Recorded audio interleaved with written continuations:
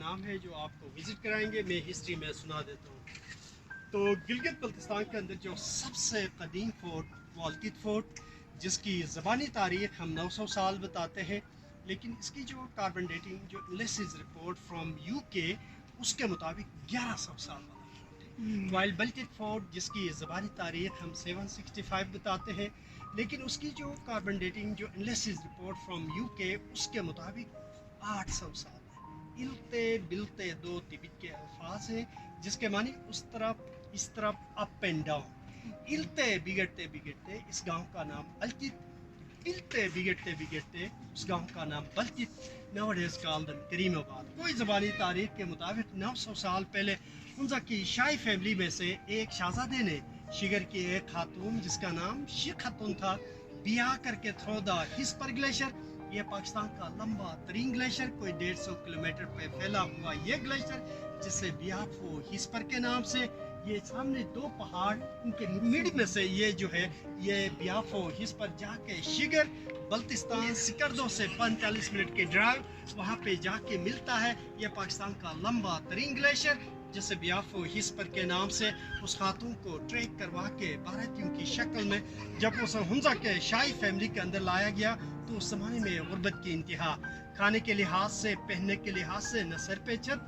उस खातून ने अपने अब्बू को शिकायती पैगाम भेजा कि जिस इलाके के अंदर, जिस रियासत के अंदर आपने ब्याह करवाया है, हर तरह से गुर्बत का आलम है, कम से कम मेरे लिए एक अच्छा मकान तामीर करें।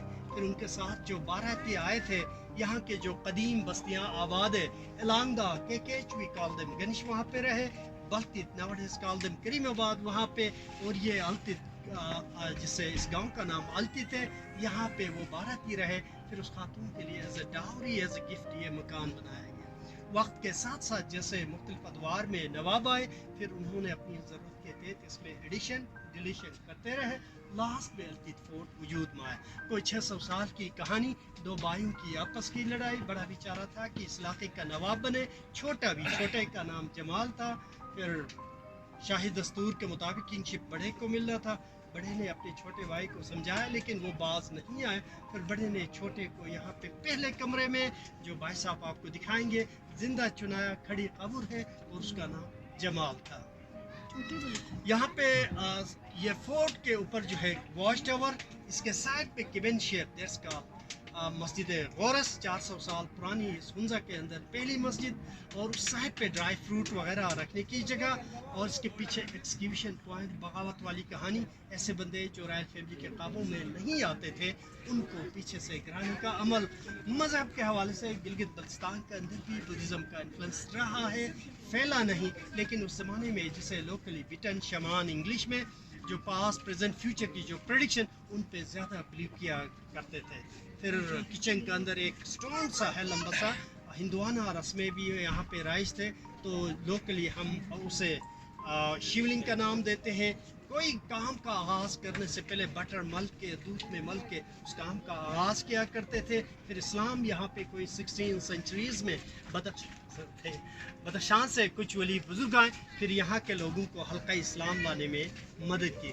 उन पीरों ने जो इस्लाम के अंदर मुख्तलिफ फ़िक़्ह है उस लिहाज से नहीं, जनलायत तबलीग की है, इस्लाम के बुनियादी उसूल अक़ायद पे जोर दिए, डाइवर्सिटी को तेज देते हैं जी। तो इस तरह, और वो खातून जिनकी ब्याह शिगर से यहाँ पे हुंजा के अंदर ब्याह करके लाया था, उनके साथ भी पीर आए, शेख आए, सैयद आए, फिर यहाँ के लोगों को हल्का इस्लाम लाने में मदद की। इस फोर्ट के नीचे जो है 1000 साल पुरानी बस्ती बताते हैं। जो एंट्रेंस में आप आते हैं तो एक वॉलनट का दरख्त है, वो पहला सेटलर है जिसने इस इलाके में उन्हें अपने पहला जो उन्होंने कदम रखा, वॉलनट का दरख्त जो है वहाँ पे उन्होंने प्लांट किया हुआ है।